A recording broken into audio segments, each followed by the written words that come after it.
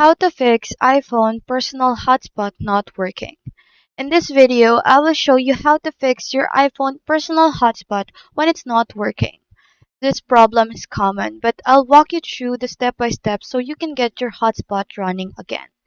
So first thing you need to do is to go to the official Apple website, which is the apple.com, if you need extra support. But for now, let's start on your phone specifically.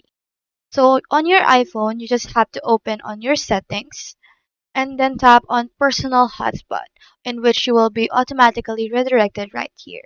So Personal Hotspot on your iPhone can provide internet access to other devices signed into your iCloud account without requiring you to enter the password. And make sure that the switch for allow others to join is turned on.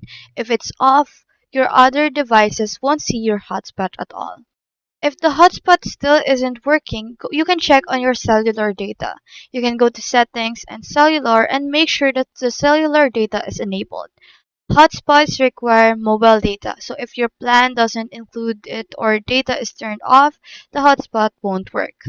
Another fix is to reset your network settings. You can go to Settings, General, Transfer or Reset iPhone, Reset, and Reset Network Settings.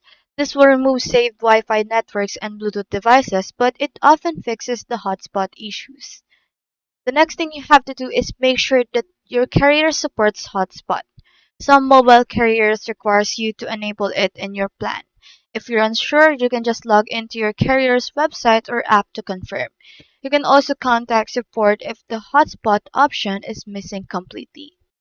After doing all of those steps, you can restart your iPhone. A simple reboot often refreshes your network settings and fixes temporary glitch. Once it's back on, try connecting your other devices again to the hotspot. I hope this video helped you, and if it did, feel free to like and subscribe. It really supports the channel, and if you've got a question, just drop it in the comments below.